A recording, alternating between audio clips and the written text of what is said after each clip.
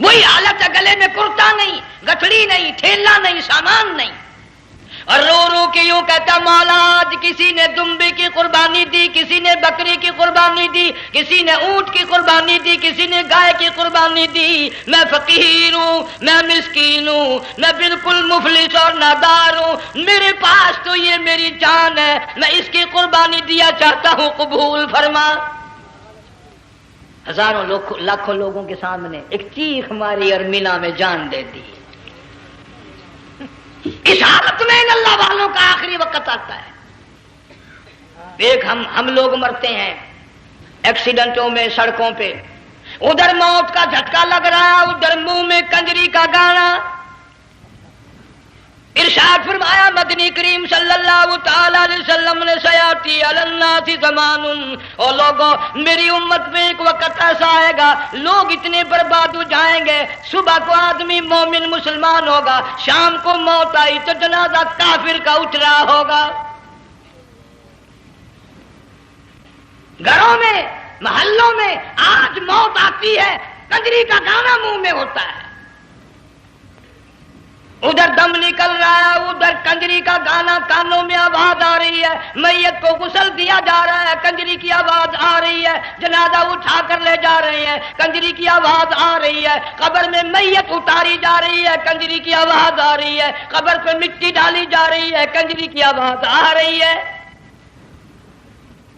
اس ماحول میں، اس معاشرے میں السلام علیکم ورحمۃ اللہ وبرکاتہ۔ دوستو آپ کی خدمت میں لے کر حاضر ہوئے ہیں قاری حنیف ملتانی رحمۃ اللہ علیہ کا بیان۔ دوستو بیان بہت ہی آسان زبان میں اور آسان انداز میں ہونے والا ہے، تو دوستو بیان کو مکمل سننے گا آخر تک۔ چلے دیر نہ کرتے ہوئے بیان کو شروع کر لیتے ہیں۔ آل محمد کما صلیت علی ابراہیم وعلی آل ابراہیم انک حمید مجید، اللہم بارک علی محمد وعلی آل محمد کما بارکت علی ابراہیم وعلی آل ابراہیم انک حمید مجید۔ حضرات علماء کرام، محترم بزرگوں، عزیز دوستو، کافی سارے عرصے کے بعد آپ کے شہر جھنگ میں حاضری کا اتفاق ہوا، اور اللہ جانتا ہے کہ اس وقت دل میں کتنا دکھ محسوس کر رہا ہوں۔ جب بھی جھنگ میں حاضری ہوئی میرے دائیں یا بائیں مفتی عبدالحلیم رحمہ اللہ تشریف فرما ہوا کرتے تھے، آج سٹیج خالی ہے۔ آج وہ اللہ والا ہم میں نہیں۔ حضور کریم صلی اللہ علیہ وسلم نے ارشاد فرمایا علماء کا انتقال قیامت کا پیش خیمہ ہے، اللہ والوں کا دنیا سے اٹھ جانا گھنٹی ہے اس بات کی کہ قیامت آئی۔ پھر ایسا اللہ والا جو کبھی کسی کو لڑا کے راضی نہیں، کسی کو بھڑا کے راضی نہیں، پورے شہر کو ملا کر لے کے چلنے والا، اللہ اور اس کے رسول کریم صلی اللہ علیہ وسلم کے صحیح راستے پہ لوگوں کو گامزن کرنے والا، آخری دم تک اسی کوشش میں، اسی سعی میں اور اللہ اللہ کرنے میں اور کرانے میں ساری زندگی گزار دی۔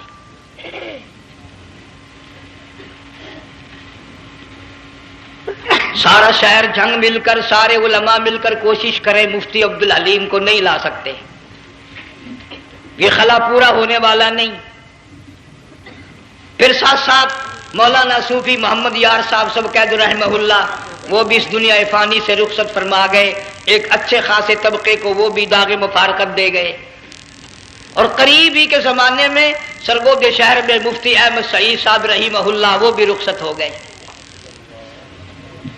تو یقین جانو ان حضرات کا دنیا سے اٹھنا اس بات کی علامت ہے کہ ملک میں کچھ نہ کچھ ہونے والا ہے۔ جب آگ لگتی ہے، طوفان آتا ہے، بارش آتی ہے، عورت اپنے بچوں کو تلاش کرتی ہے، ادھر آ جاؤ، بارش آ گئی، آگ لگ گئی، اللہ پاک بھی اپنوں کو پہلے بلا رہا ہے، یہاں کچھ ہونے والا ہے، تم پہلے ہی آ جاؤ۔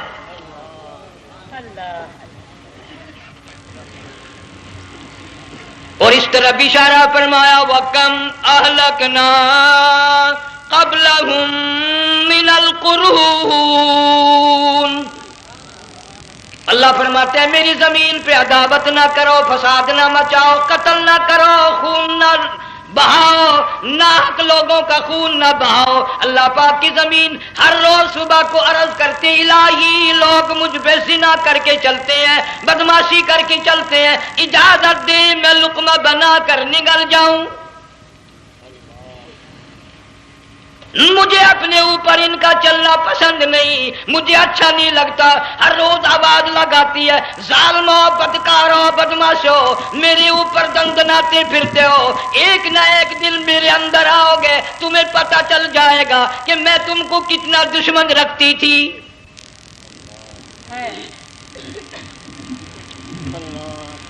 آج لوگ آزاد ہو گئے، جو کسی کی سمجھ میں آتا وہی بکتا ہے، جو سمجھ میں آتا وہی کرتا ہے، نہ کوئی راہ متعین رہی، نہ کوئی مسلک رہا، نہ کوئی بات رہی۔ جناب مدنی کریم صلی اللہ تعالی علیہ وسلم کا بڑا عظیم تر صحابی ہے، بہت بڑا جرنیل ہے، سیدنا معاذ بن جبل رضی اللہ تعالی عنہ مدینے پاک میں بیمار ہے، آخری وقت ہے، دعا کرو اللہ ہم سب کو مدینے کی موت عطا فرمائے۔ بہت جلیل القدر صحابی ہے۔ علماء کرام نے لکھا ہے کہ جب موت کا وقت بالکل قریب آیا، معاذ بن جبل رضی اللہ تعالی عنہ نے رونا شروع کر دیا، رونے لگ گئے۔ علماء نے لکھا ہے اس وقت بھی مدینے پاک میں اب تک بھی یہ رواج ہے، جب کسی پہ نزع طاری ہو، سکرات طاری ہو، موت قریب ہو، جتنے پاس بیٹھے کھڑے ہوتے ہیں سارے اللہ کے قرآن کی تلاوت کرتے ہیں۔ صحابہ کرام آخری وقت میں قرآن مجید کی ہر وقت تلاوت کیا کرتے تھے، اس لیے حضور کریم صلی اللہ علیہ وسلم نے فرمایا قیامت کا دن ہوگا، اللہ پاک اعلان فرمائیں گے قرآن والے آگے آ جائیں۔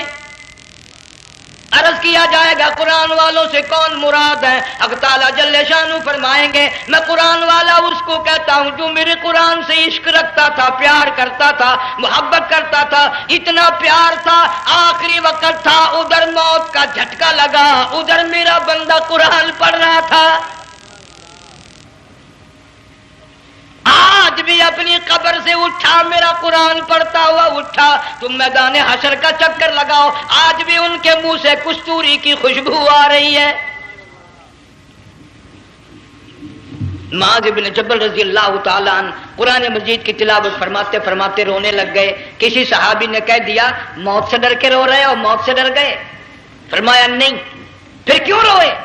صحابی کہتا ہے میرے دل کی تمنا میرے دل میں رہی، میری آرزو پوری نہ ہو سکی، میری حسرت پوری نہ ہوئی، میرا ذوق پورا نہ ہوا، میرا شوق پورا نہ ہوا، میری تمنا تھی گرمی کا موسم ہو، رمضان کا مہینہ ہو، میں روزہ دار ہوں، جہاد فی سبیل اللہ ہو، کفر اسلام کا مقابلہ ہو، میں کئی کافروں کو قتل کر دیتا، پھر کافر بھی اکٹھے ہو کر مجھ پہ ٹوٹ پڑتے، میرا ناک کاٹ لیتے، میری زبان کاٹ لیتے، میں اللہ کی حضور میں جاتا، اللہ مجھ سے پوچھتا معاذ دنیا سے کیا لایا؟ میں عرض کرتا الہی بولوں کیسے، زبان بھی تیری نام پہ کٹا کے آیا ہوں، اور روزہ رکھ کر آیا ہوں، نیت یہ ہے کہ تیرے محبوب کے حوض کوثر کے پانی سے روزہ افطار کروں گا۔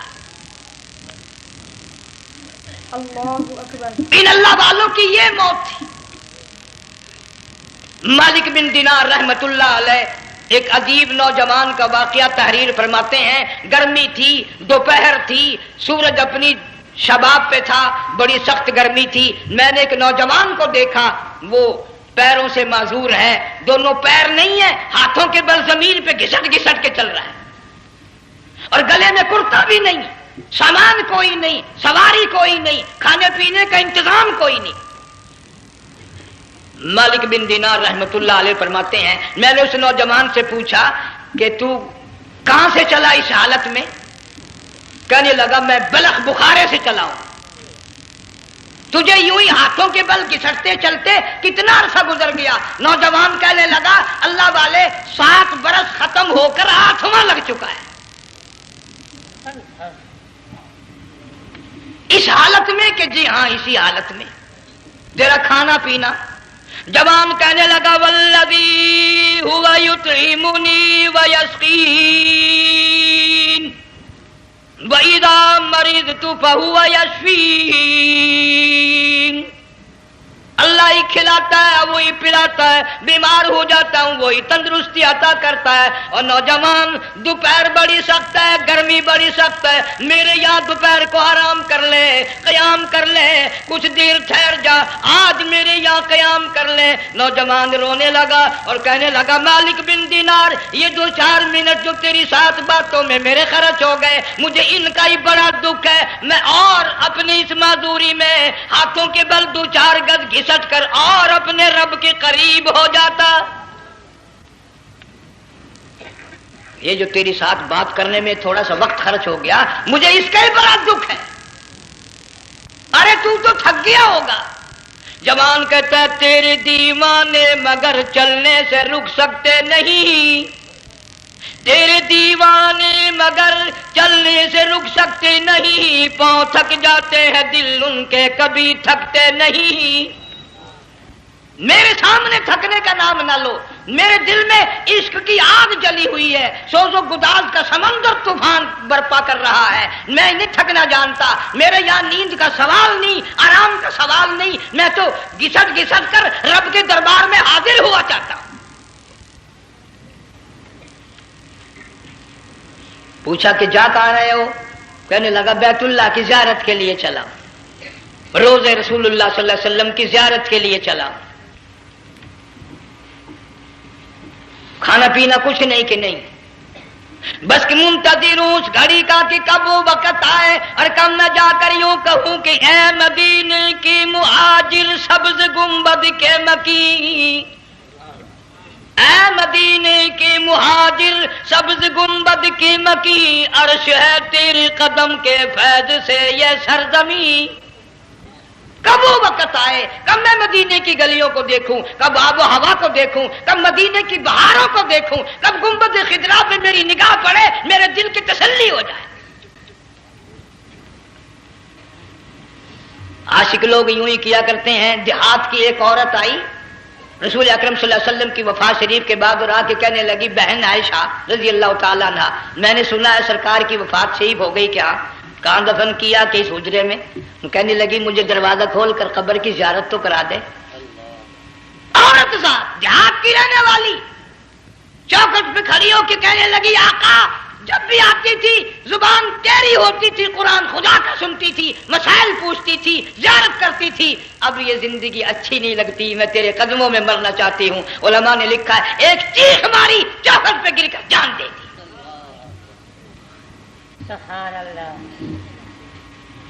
मालिक बिन दीनार रहमतुल्लाह अलैह फरमाते मैं भी उस साल हज के लिए गया, मिना में मैंने देखा कि बड़ा मजमा लगा हुआ है एक जगह, तो मैं भी गया कि ये लोग क्यों इकट्ठे हैं। मैंने लोगों में से झांक कर देखा तो वही नौजवान बैठा है जिसको मैंने दोपहर के वक्त देखा था। वही हालत है, गले में कुर्ता नहीं, गठड़ी नहीं, ठेला नहीं, सामान नहीं, और रो रो के यूं कहता मौला आज किसी ने दुम्बे की कुर्बानी दी, किसी ने बकरी की कुर्बानी दी, किसी ने ऊंट की कुर्बानी दी, किसी ने गाय की कुर्बानी दी। मैं फकीर हूं, मैं मिस्कीन हूं, मैं बिल्कुल मुफलिस और नादार हूं, मेरे पास तो ये मेरी जान है, मैं इसकी कुर्बानी दिया चाहता हूं, कबूल फरमा। हजारों लाखों लोगों के सामने एक चीख मारी और मीना में जान दे दी। इस हालत में इन अल्लाह वालों का आखिरी वक्त आता है। एक हम लोग मरते हैं एक्सीडेंटों में, सड़कों पे, उधर मौत का झटका लग रहा है, उधर मुंह में कंजरी का गाना। अल्लाहु अकबर। इरशाद फरमाया मदनी करीम सल्लल्लाहु तआला अलैहि वसल्लम ने सयाती अलन्नासी ज़मानुन, ओ लोगों मेरी उम्मत में एक वक्त ऐसा आएगा लोग इतने बर्बाद हो जाएंगे, सुबह को आदमी मोमिन मुसलमान होगा, शाम को मौत आई तो जनाजा काफिर का उठ रहा होगा। घरों में महल्लों में आज मौत आती है, कंजरी का गाना मुंह में होता है,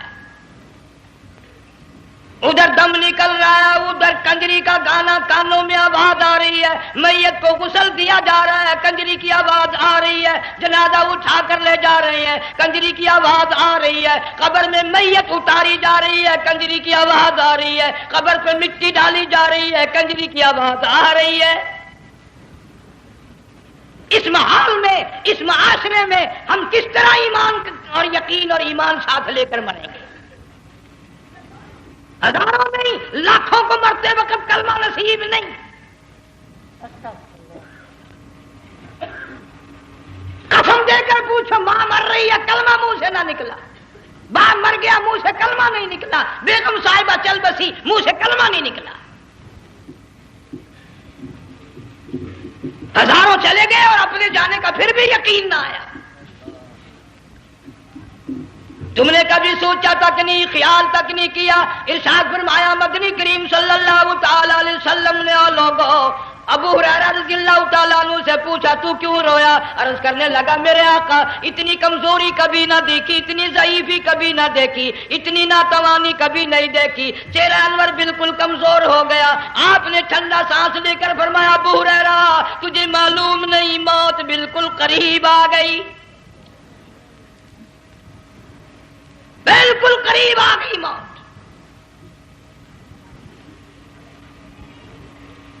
تیری ایک انگلی پکڑ کر اگر کوئی مروڑ دے کتنا دکھ ہوگا، درد ہوگا. ہائے ہائے ہائے. جنگ والوں کبھی تم نے سوچا نہیں 360 رگیں ٹوٹیں گی کیا حال بنے گا، اعضاء چھوٹیں گے، سر کے بالوں سے لے کر پیروں کے ناخنوں تک ہر جوڑ کو توڑ کے رکھ دیا جائے گا. وزیروں سفیروں امیروں حسینوں جمیلوں تمام کے جوڑوں کو اکھاڑ کے رکھ دیا جاتا ہے.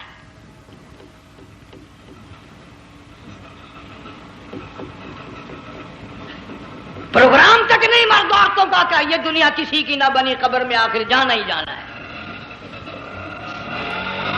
علماء کرام نے لکھا ہے کہ حضرت عیسیٰ علیہ الصلوۃ والسلام کے پاس لوگ آئے اور کہنے لگے نئی نئی قبروں سے مردے زندہ کر کے دکھاتے ہو، آؤ ہم ایک پرانی قبر پہ لے کے چلتے ہیں، مردہ زندہ کر کے دکھاؤ. عیسیٰ علیہ السلام تشریف لے گئے، فرمایا قم باذن اللہ. ایک نوجوان زندہ ہو کر قبر سے نکل کر سامنے آ کر کھڑا ہو گیا.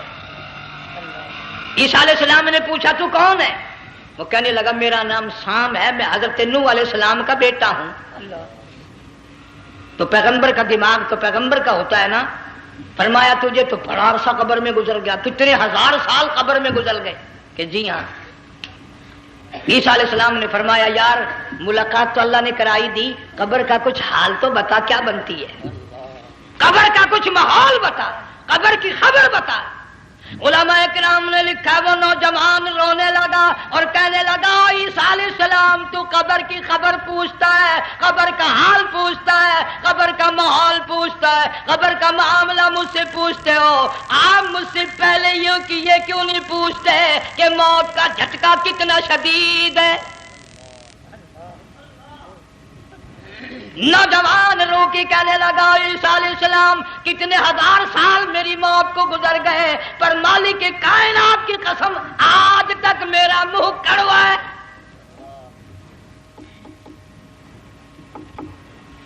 اس لیے جنگ والوں لمبی چوڑی بات کہنے کا وقت نہیں، حالات نہیں. میں تو تمہیں اتنا سا پیغام دینے آیا، کھانے پینے کا زمانہ ہے. میں جانتا ہوں تم کیلے کھاتے ہو، تمہیں کیلے کا ذائقہ معلوم ہے، امرود کا ذائقہ تم کو معلوم ہے، انار کا ذائقہ تمہیں معلوم ہے، انگور کا ذائقہ معلوم ہے، انناس کا ذائقہ معلوم ہے، آم کا ذائقہ معلوم ہے، ہزاروں پھلوں کے ذائقے تمہیں معلوم ہے، ہزاروں مٹھائیوں کے ذائقے تمہیں معلوم ہے، ہزاروں بیکری کی چیزوں کے ذائقے تمہیں معلوم ہے، ہزاروں شربتوں کے ذائقے معلوم ہے. پر تم نے جنگ والوں کبھی بھی قبرستان میں جا کر قبر والوں سے یہ نہیں پوچھا او قبر والوں ذرا بتاؤ تو صحیح موت کا ذائقہ کیسا ہے؟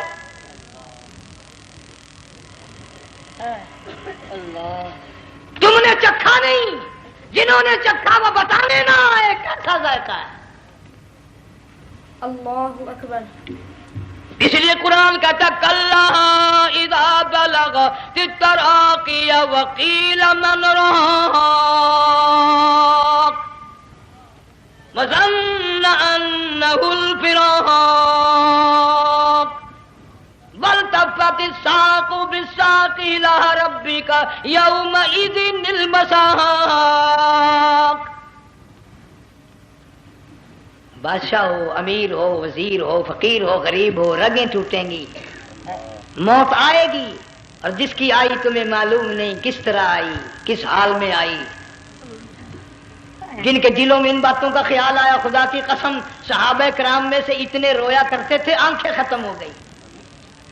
جناب فاروق اعظم رضی اللہ تعالیٰ عنہ کو کسی نے دیکھا رو رہے ہیں، بے تحاشا رو رہے ہیں. پوچھ لیا بڑا بہادر پہلوان فاروق تجھے کیا ہوا، اتنا کیوں رویا؟ فرمانے لگے تمہیں معلوم نہیں قبر کا اندھیرا یاد آ گیا.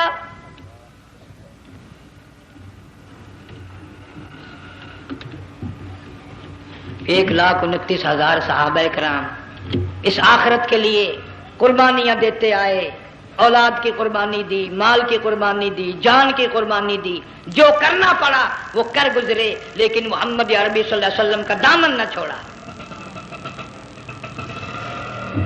اسی لیے ہر سال اللہ پاک جل شانہ نے اس امت کو یہ موقع دیا کہ سنت خلیل پہ عمل کرتے کرتے قربانیوں کی یاد تازہ ہو جائے،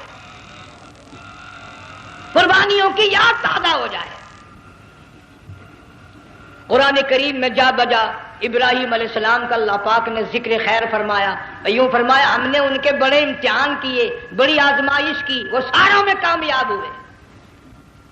تم ہر وقت اللہ سے یہ دعا کیا کرو اللہ ہمیں امتحان میں نہ ڈالے، آزمائش میں نہ ڈالے. ہم امتحان کے قابل نہیں.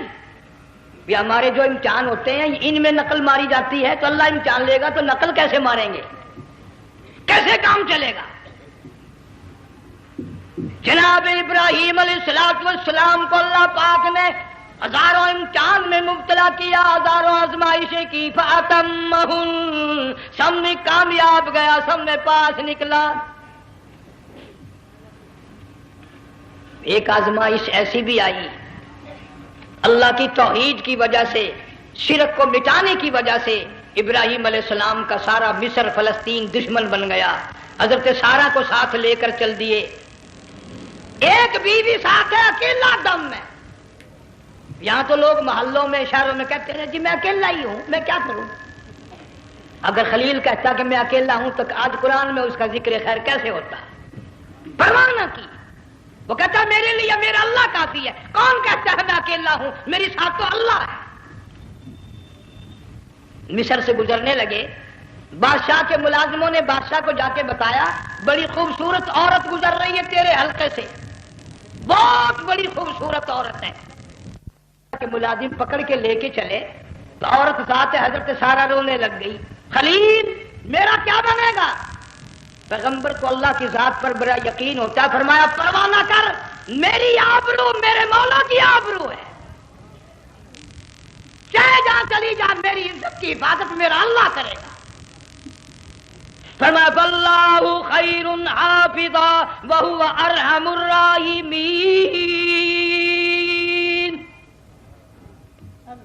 پرواہ نہ کر، میں اس کا پیغمبر ہوں، نبی ہوں، چیخا میں جلا اس کے لیے، سارے دکھ اٹھاتا ہوں اس کے لیے، میری عزت کی حفاظت وہی کرے گا. محل میں جا کر حضرت سارہ کو بند کر دیا. بادشاہ نے بلوایا ہے عزت لوٹنے کے لیے، بادشاہ نے پکڑوا کر منگوایا ہے آبرو برباد کرنے کے لیے. بادشاہ کا ارادہ ہے سارا کی عزت کو برباد کرنے کا، اور اللہ کا پروگرام ہے سارا ادھر آ، اس محل میں ایک معصوم بچی ہے جس کا نام ہاجرہ ہے، میں اس کو اتنا پسند کرتا ہوں، اللہ فرماتے ہیں اس کے پیٹ سے اسماعیل ذبیح اللہ کو پیدا کرنا چاہتا ہوں، اس کی نسل سے حبیب اللہ کو لانا چاہتا ہوں. آج تک کسی کی انگلی اس کی طرف نہیں اٹھی. سارا محل میں آؤ، اس کو آ کر ساتھ لے جاؤ تاکہ میرے ذبیح اللہ کی پیدائش کا معاملہ بن جائے. بادشاہ کا ارادہ ہے آبرو برباد کرنے کا، اللہ کا ارادہ ہاجرہ کی آبرو بچانے کا. فرمایا وَيَمْكُرُونَ وَيَمْكُرُ اللَّهُ وَاللَّهُ خَيْرُ الْمَاكِرِينَ. اس نے بھی تدبیر بنائی، میں خدا نے بھی تدبیر بنائی. بادشاہ آیا حضرت سارہ کے قریب برائی کا ارادہ کر کے. مفسرین نے لکھا ہے حضرت سارہ نے فرمایا مجھے 2 رکعت نماز پڑھنے دے. یہاں سے پتہ چلا کوئی پاک دامن عورت کوئی نیک بیٹی اگر گنڈوں میں بدماشوں میں پھنس جائے، عزت بچانے کا طریقہ یہ ہے وضو کر کے اللہ کے سامنے نیت تو باندھ، تیری عزت کے لیے وہ فرشتے بھیجے گا۔ علماء کرام نے لکھا ہے کہ ایک جہاز سمندر میں چل رہا ہے، طوفان آیا، جہاز تختہ تختہ ہو گیا، کچھ لوگ غرق ہو گئے، ڈوب گئے، کچھ تختوں پہ بہ کر کے چلنے لگے۔ ایک عورت گود میں بچہ ہے، ایک حبشی نوجوان دوسرے تختے پہ بیٹھا ہوا جاتا ہے، اس نے عورت اکیلی دیکھ کر اپنا تختہ چھوڑ دیا اور بدماشی کے ارادے سے عورت کے تختے پہ آ بیٹھا۔ تم جنگ والے سوچ رہے ہوگے کہ ڈوبتے وقت بھی باز نہ آئے، یہ سیلاب آتے ہیں لوگ بدماشیوں سے باز آئے؟ ڈوب گئے مگر باز نہ آئے، بغیرتی لوگ کرتے ہی رہے۔ علماء کرام نے لکھا حبشی نوجوان نے عورت کا بچہ چھینا سمندر میں پھینک دیا،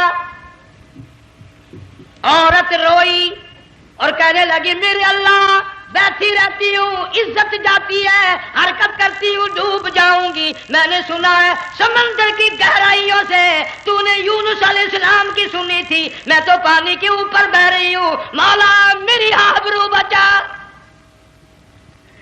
میرا ایمان بچا، میری عزت بچا، تیرے سوا میری سننے والا کوئی نہیں، لا الہ الا انت سبحانک انی کنت من الظالمین۔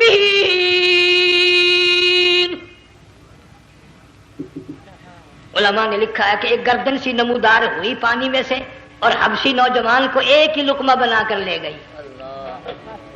وہ تو ہر جگہ سنتا ہے، پکارنے والا بے بس بے کس ہو کر جب اس کو پکارتا ہے وہ ہر جگہ انداز پہنچاتا ہے، وہ ہے جو موجود ہر جگہ۔ عورت بہتی بہتی کنارے جا لگی، ایک جہاز قریب آیا، دوپٹے کا اشارہ کر کے اس کو بلایا۔ جہاز میں جب سوار ہوئی تو دیکھتی کیا ہے، ایک نوجوان کی گود میں اس کا وہ بچہ جو سمندر میں پھینک دیا تھا بیٹھا ہوا کھیل رہا ہے۔ ٹوٹ پڑی میرا بچہ ہے۔ لوگوں نے کہا تیرا کہاں سے آیا؟ ماجرا سنایا، اس طرح ہوا۔ جہاز کے کپتان نے کہا ہم جہاز لے کر آ رہے تھے، غیب سے آواز آئی جہاز ادھر کو لے آؤ ورنہ ڈبو دیے جاؤ گے۔ ہم جب جہاز وہاں لے کر پہنچے تو دیکھتے کیا ہے کہ ایک جانور کی پیٹھ پہ یہ بچہ بیٹھا ہوا کھیل رہا تھا۔ عزت بھی بچی، ایمان بھی بچا، بچہ بھی بچا، اور کوئی بچانے کے لیے تدبیر کرے جبھی نا۔ حضرت سارا نے نماز پڑھ کر بددعا کر دی، بادشاہ کے سارے بدن میں درد ہونے لگا۔ پیغمبر کا سارا گھر بڑا کریم ہوتا ہے، جب اس کو درد نے ستایا نا کہنے لگا میں وعدہ کرتا ہوں تجھے کچھ نہیں کہوں گا، میرے لیے دعا کر دے۔ اب اگر کوئی جنگ کا ہوتا یا میں ہوتا کہتا دفع ہو تیرے واسطے دعا کا دی، لیکن حضرت سارا نے پھر جولی پھیلا دی، مولا وعدہ کرتا ہے بدماشی سے توبہ کرتا ہے، اس کو تندرستی عطا فرما دے۔ اللہ نے تندرستی عطا کر دی۔ وہ پھر کہنے لگا لو ایسی حسین عورت کب ہاتھ آئے گی، پھر برائی کے لیے تیار ہوگی۔ یہاں سے پتہ چلا کہ یہ جو گنڈے بدماش ہوتے ہیں ان کی قسم کا بھی کوئی یقین نہیں۔ اگلے دن ایک آدمی نے قسم کھائی تو اس کے خلاف کرنے لگا، لوگ کہنے لگے کہ تو نے قسم کھائی تھی قرآن اٹھایا تھا، آخر کیا تھی گیا بن ڈٹھی ہوئی مسجد سی پاٹیا ہوا قرآن سی، اگر ڈٹھی ہوئی مسجد سی تو پاٹیا قرآن سی، قرآن کہڑا پورا سی جڑا میں چاہیا،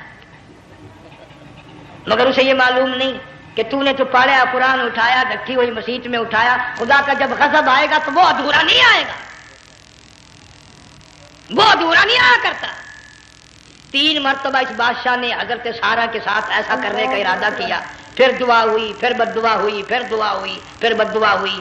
آخر کار کہنے لگا اپنے ملازموں کو کہ وہ بدماش ہو، عورت کے روپ میں کسی بلا کو پکڑ کے لائے ہو، کسی جن بھوت کو لے آئے ہو، اور کہنے لگا تو چلی میرے محل سے جلدی چلی جا، اور جاتی جاتی وہ کہا کہ یہ تیری خدمت کیا کرے گی، یہ بچی میرے محل میں ہے، اس کو ساتھ لے جا۔ حضرت سارا کو ہاجرہ کو ساتھ کر دیا،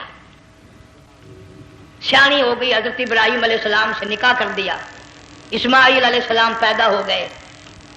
اللہ میاں جب حضرت ابراہیم علیہ السلام چومتے ہیں، چاٹتے ہیں، ماتھے پہ بوسے دیتے ہیں، اٹھاتے ہیں، پیغمبر کا بیٹا خود بھی نبی اور آل میں آنے والا نبی کالی کملی والا صلی اللہ علیہ وسلم کتنا حسین چہرہ ہوگا. اللہ میاں نے پھر آزما لیا. حکم دیا کہ اس ہاجرہ کو اسماعیل کو دونوں ماں بیٹوں کو وہاں چھوڑ کے آ جہاں سینکڑوں میل میں پانی کوئی نہیں, آدمی کوئی نہیں, رستہ کوئی نہیں, گھاس کوئی نہیں, پتا کوئی نہیں. جہاں بیت اللہ ہے یہاں کے بارے میں حکم دیا چھوڑ کے آ. اور اگر آپ کو نیند نہیں آئی تو مزہ آئے گا. اللہ نے یہ فرما دیا بتانا نہیں ہے کہ میں نے حکم دیا ہے. خدا حافظ نبی نہیں کہتا اپنی بیوی کو. آج لوگ ہر بات میں کہہ دیتے ہیں ہمارے پیروں کو پتا کل کو کیا ہوگا, ہمارے فقیروں کو پتا ہے پرسوں کیا ہوگا. وہ بڑی مدت کی بات ہے. یہی موسم تھا, چماسا گرمی تھی, انارکلی لاہور سے ہم کئی ساتھی گزر رہے تھے. فٹ پاتھ پہ بیٹھا ہے ایک ملنگ, چاروں طرف لوگ کھڑے, بڑا مجمع. کافی دنوں کی تو بات ہو گئی. ہاتھوں کی لکیر دیکھ کر لوگوں کی تقدیر بتا رہا تھا.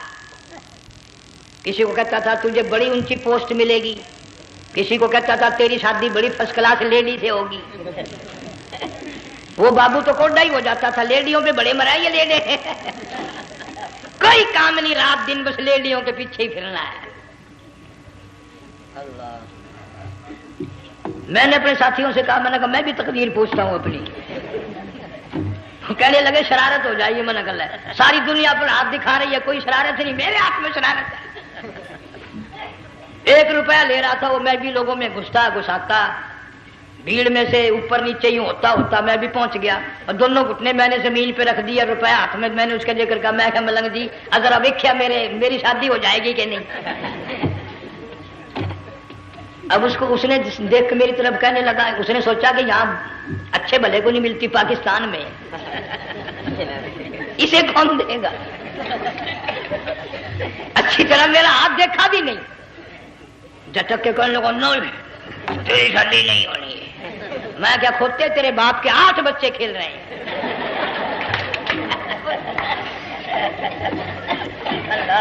یوں ہی عقیدے بگڑ جاتے ہیں لوگ. ہمارے پیر کو پتا, فقیر کو پتا, کسی کو پتا نہیں ہے, کوئی نہیں جانتا.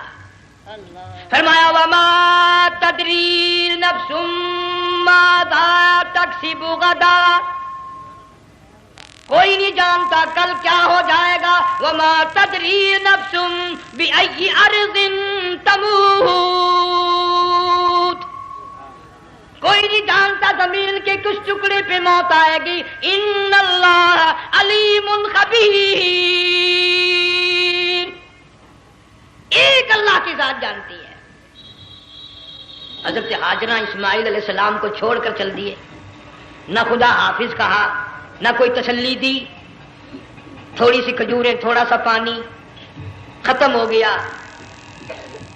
ابراہیم علیہ السلام جب دور نکل گئے تو حضرت ہاجرہ نے دیکھا یہ تو چلے گئے. کھڑی ہو کر آواز دی, اے میرے ابراہیم.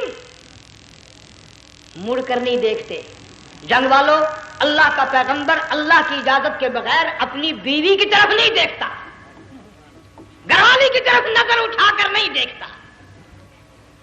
ایک تم ہو, چٹی داڑھی, بڑھیپا, کالے برقے والی نظر آ جائے نا, آگے بھاگ کر بڑے نہیں آتے ہیں. کہاں جانا چاہتی ہیں آپ؟ تیری ماں لگتی ہے, آپ چلی جائے. تو یہ کیا ہوا؟ یہ کالے برقے پہ مرتے مرتے مرتے مرتے مری گئے.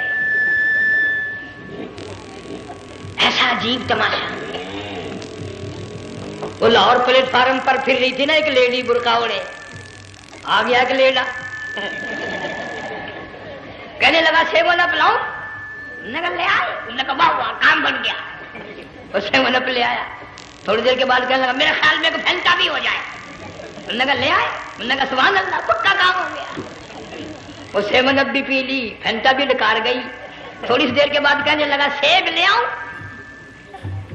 وہ لے ہی آیا سیب. کیا آپ کے لیے میں سیب لایا ہوں, آپ کھائیں. کہنے لگی نہیں آپ کھائیں. اس نے سوچا ہو میری بھی محبت ہو گئی ہے, سیب کھانے کے لیے مجھے بھی کہہ رہی ہے.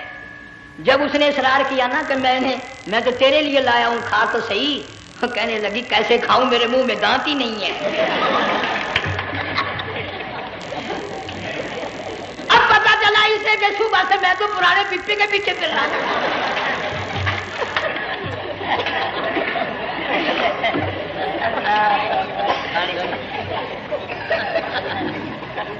صرف برقع دیکھا چل دی. یہاں پیغمبر اپنے گھر والی کی طرف نہیں دیکھتا.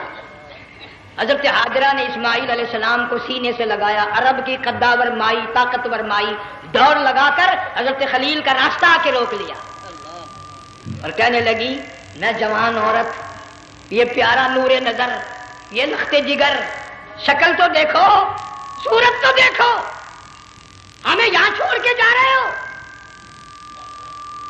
اللہ کا پیغمبر بولتا نہیں. پتہ چلا پیغمبر اللہ کی اجازت کے بغیر سانس نہیں لیتا، آنکھ کا اشارہ نہیں کرتا.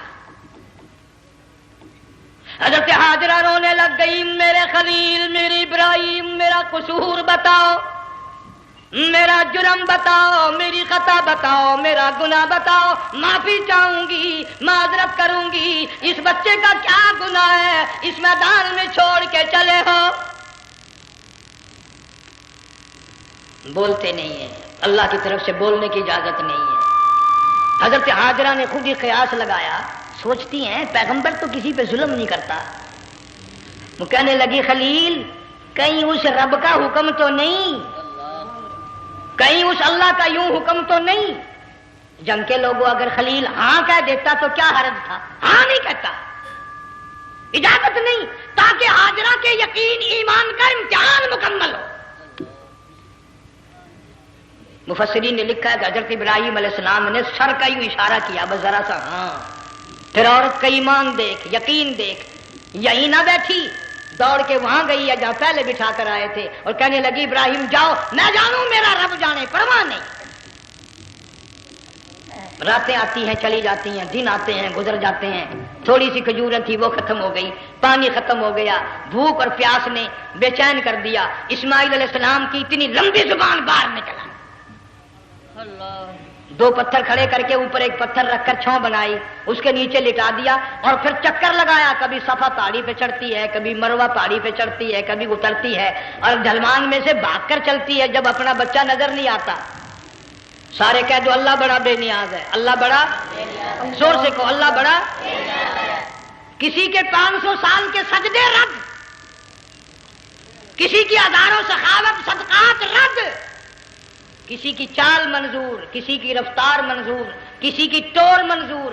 اور یوں فرمایا حاجرہ میری رحمت کی تلاش میں آج جو تو نے دوڑ لگائی ہے، یہ تیری چال ڈال رفتار ٹور ہمیں اتنی پسند آ گئی، اتنی پسند آ گئی کہ آج کے بعد خلیل اللہ کیوں نہ ہو، ذبیح اللہ کیوں نہ ہو، کلیم اللہ کیوں نہ ہو، روح اللہ کیوں نہ ہو، حبیب اللہ کیوں نہ ہو، صحابہ کرام کیوں نہ ہو، قطب ابدال غوث کیوں نہ ہو. میری حاجرہ مجھے اپنی کبریائی کی قسم جب تک وہ تیری چال چل کے نہ دکھائے گی حاجی کا لانے کا حقدار نہیں ہو سکتا. تیری رفتار اسے چلنی پڑے گی. فرمایا ان الصفا والمروہ من شعائر اللہ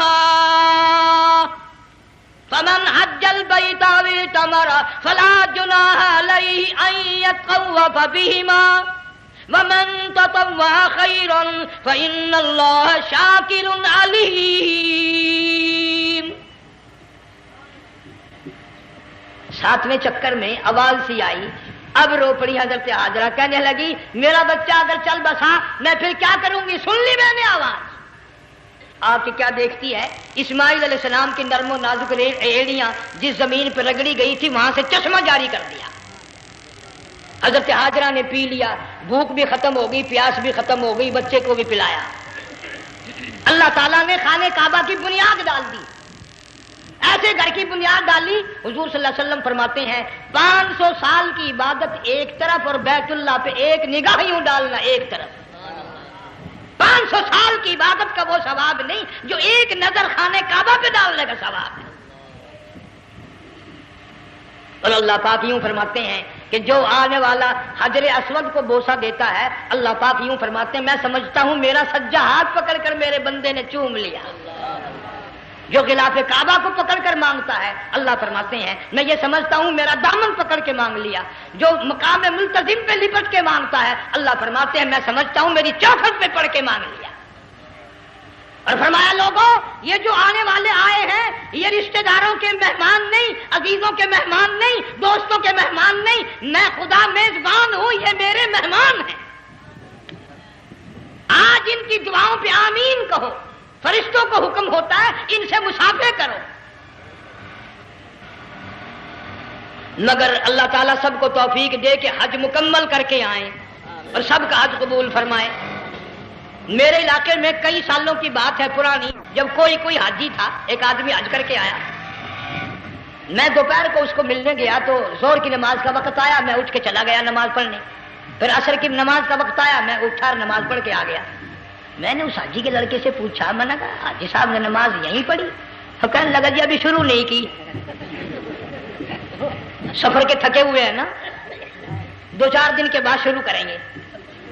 شکر ہے پہلے لوگ جھوٹ نہیں بولا کرتے تھے، ہاں آج کل کا ہوتا ہے نا تو وہ کہہ دیتا ہے جی یہ تو کئی وقت کی کچھی پڑھ کر بیٹھے ہیں۔ تو پھر مولوی تھا نا، میں بیٹھ گیا حاجی کے پاس، باتوں میں اس کو لے آیا، یہی میں نے کہا حاجی صاحب نماز نہیں پڑھی؟ کہنے لگا آپ ہی لوگوں سے سنا ہے کہ بیت اللہ میں جو ایک نماز پڑھے 1,00,000 کا ثواب ملتا ہے، مسجد نبی میں جو ایک نماز پڑھے 50,000 کا ثواب ملتا ہے، 4 مہینے پڑھ کے آیا، وہ حساب لگا لو۔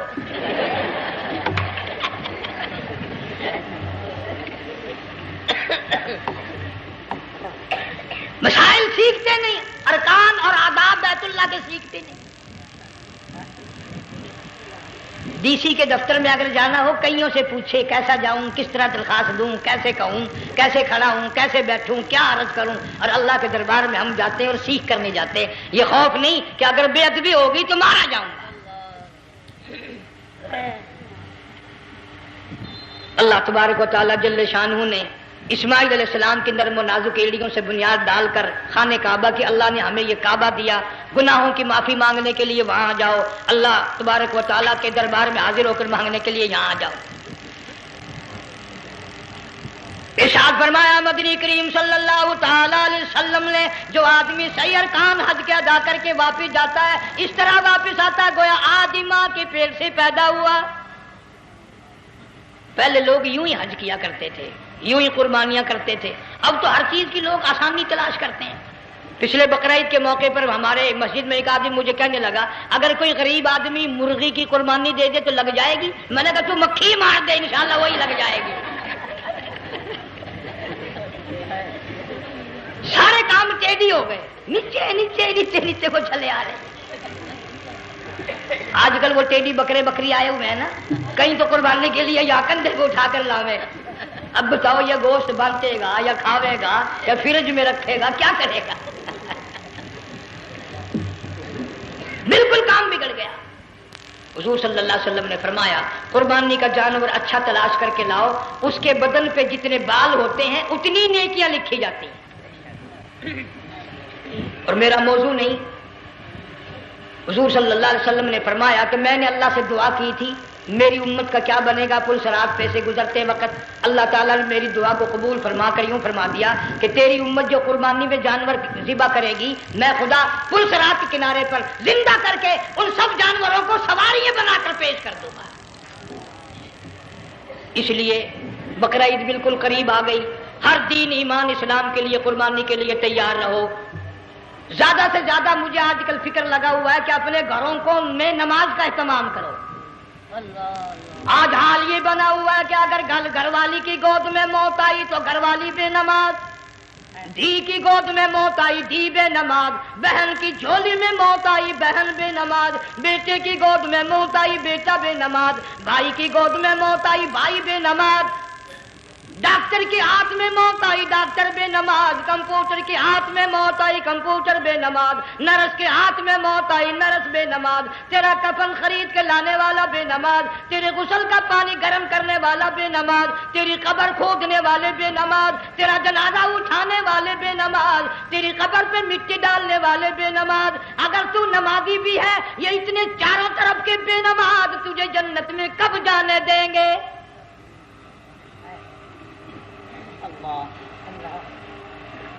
اس بچی کا فکر کیوں نہیں کرتا؟ کلاس میں فیل ہو جائے تجھے دکھ لگتا ہے میری بچی فیل ہو گئی، ساری عمر نماز نہ پڑھے تجھے کبھی درد نہیں ہوا کہ جہنم کے انگاروں میں جلے گی؟ بیوی ایک دن تیرا کہنا نہ مانے آگ لگ جاتی ہے، ساری عمر نماز نہ پڑھے، بے ایمان تجھے کبھی آگ نہیں لگی۔ اللہ اکبر۔ اس گھر سے تیرا جنازہ نکلے گا، اس گھر سے تیری میت اٹھے گی جس گھر میں تو نے سارے بے نماز پیدا کر رکھے ہیں، سارے بے نماز اکٹھے کر رکھے ہیں، کس طرح ایمان کلمہ ساتھ لے کر جائے گا؟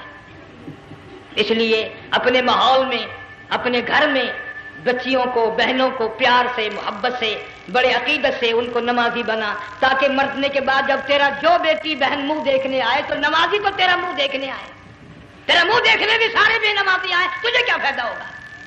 اللہ سبحانہ و تعالی ہم سب کو ہمارے گھر کے ماحول کو نمازی بنائے۔ مفتی صاحب اس دنیا فانی سے رخصت ہو گئے، تشریف لے گئے، جان سارا بے وارثہ ہو گیا۔ مفتی صاحب ہی کا مدرسہ ہے، یہ مفتی صاحب ہی کے بچے ہیں، ان بچوں کی سرپرستی کرو، ان کا اکرام کرو، ان کی عزت کرو، جامعہ حلیمیہ کی خدمت کرو۔ بقرہ عید کا موقع آ رہا ہے، وہ تو نہ جانے کس کس طریقے سے اپنا کام چلاتے تھے، ہزاروں لوگوں سے ان کے تعلقات تھے، یہ بچے ہیں، نیا کام ہے۔ اللہ سبحانہ و تعالی ہر خدمت گزار کو دو جہان میں سرخ روئی عطا فرمائے۔ بڑی اچھی اچھی کیسٹیں آپ کو یہاں سامنے سے ملیں گی اپنے گھر کا ماحول بنانے کے لیے۔ پیغمبر کی دعا سے پہلے نہ اٹھا کرو بھائی، ہائے ہائے، کوئی دنیا کا دین کا جس کو کوئی اللہ سے حاجت ہو بیٹھ جائے ایک منٹ کے لیے، درود شریف پڑھ کے دعا مانگو۔ اللہم صلی وسلم وبارک علی سیدنا و مولانا محمد وعلی آل سیدنا و مولانا محمد وبارک وسلم۔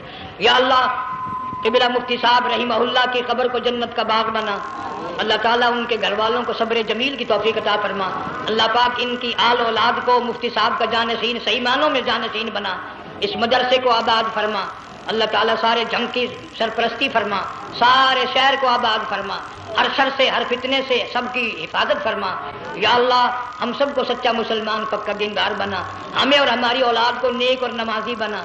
یا اللہ ہمارے گھروں کو نماز اور قرآن سے آباد فرما، کلمے اور ایمان والی موت عطا فرما۔ صوفی مولانا محمد یار صاحب رحمہ اللہ کی قبر کو جنت کا باغ بنا۔ یا اللہ تمام مسلمانوں کی بخشش فرما، ساری امت کی مغفرت فرما، ساری مخلوق پہ کرم اور فضل فرما۔ یا اللہ سارے پاکستان کی حفاظت فرما، پاکستان کے داخلی خارجی دشمنوں کو ذلیل و خوار کر دے۔ یا اللہ ہم سب کو یقین ایمان اپنے اندر پیدا کرنے کی توفیق عطا فرما، ظالم کے ظلم سے بچا، شریر کی شرارت سے بچا، مولا حاسدوں کے حسد سے بچا، فتنہ پردازوں سے ہم سب کی حفاظت فرما، بے اولاد کو اولاد عطا فرما، جن کے پاس بچیاں ہیں اللہ تعالیٰ نرینہ اولاد عطا فرما۔ اور میں تو کافی دنوں کے بعد آیا ہوں، پرانے دوستوں میں سے تھے قاری غلام محمد صاحب، سب کا رحمت اللہ علیہ، اللہ تعالیٰ ان کی قبر کو جنت کا باغ بنا، سب کو جوار رحمت میں جگہ عطا فرما۔ ہمارے بڑے بزرگ قبلہ درخواستی صاحب مدذلو یا اور جتنے بھی بیمار ہیں اللہ پاک صحت کاملہ عطا فرما۔ مجھے بھی پیر غلام حبیب صاحب اللہ تعالیٰ ان کو بھی صحت کاملہ عطا فرما، اور میں گناہگار بھی اب تو سارا سال گزر گیا، اکثر بیماری رہتا ہوں، اللہ تعالیٰ صحت کاملہ عطا فرما، موت آئے تو کلمے اور ایمان والی موت عطا فرما۔ یا اللہ دو جہاں